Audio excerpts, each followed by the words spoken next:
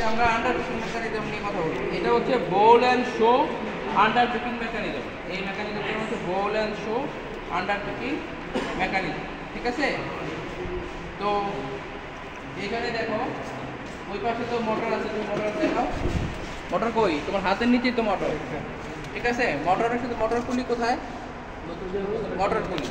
Motor পুলি থেকে machine পুলি কোথায় দেখাও? মেশিন পুলি, তাই না? মেশিন পুলি থেকে মোশনটা আসছে কোথায়? এই যে ক্র্যাঙ্কশ্যাফট। এর নাম কি? ক্র্যাঙ্কশ্যাফট। তো এই যে ক্র্যাঙ্কশ্যাফট আছে, এই ক্র্যাঙ্কশ্যাফট থেকে কিভাবে মোশনটা বটম শ্যাফটে আসতেছে এটা বলো।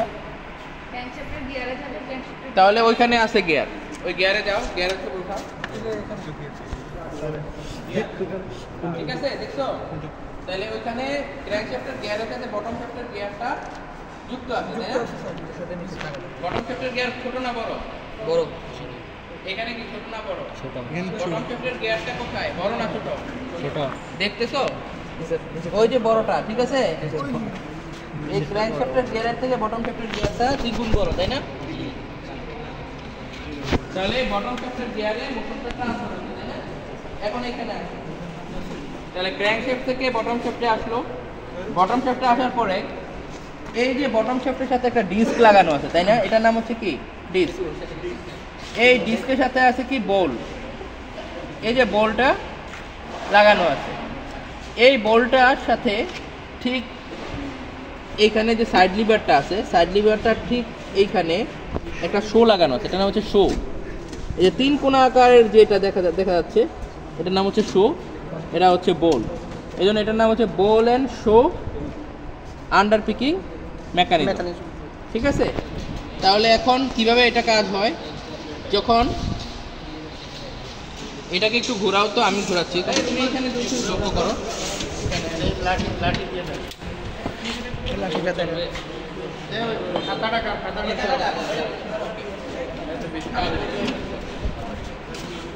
হ্যাঁ ঘুরাও দেখি,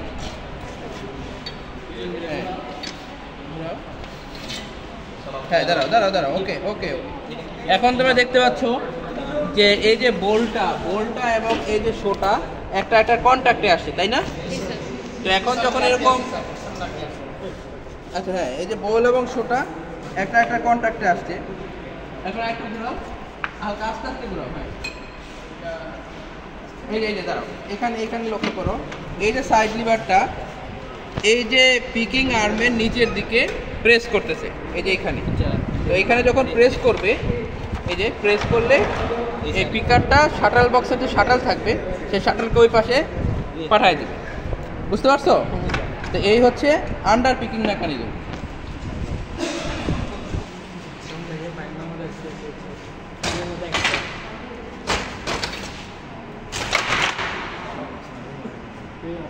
এই শাটল দেখছো, এক বাক্স থেকে আরেক বাক্স গেছে।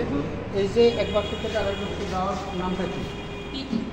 Peking mechanism. আর এই যে কাপড় দুই ভাগে, সুতাটাকে দুই ভাগে ভাগ করে দিচ্ছে,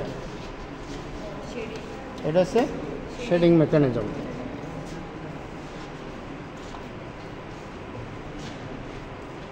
এই এখন তাকাও, এরপর এই যে ওয়েটের সুতাটা আছে না, জি, ওয়েটের সুতাটা ফিল অফ দ্য ক্লথ কাপড়ের সাথে লাগাই দেওয়াটা হচ্ছে বিকআপ মেকানিজম।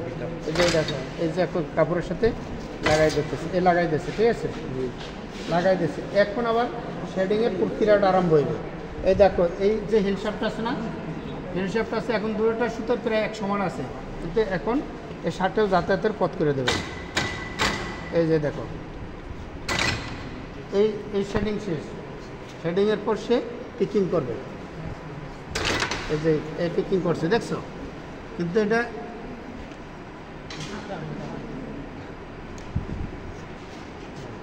শাটল এক বাক্স থেকে আর এক বাক্সে পাঠাবার নামটা কি? Picking mechanism. তোমরা একটু সাইডে করো।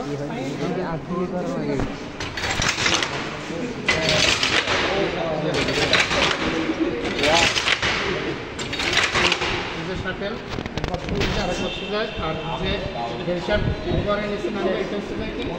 শেডিং। আর এই যে রিডের মাধ্যমে ওয়েটের সুতাটা কাপড়ের সাথে লাগাইবে, ওইটা হচ্ছে বিকাপ মেকানিজম। ঠিক আছে?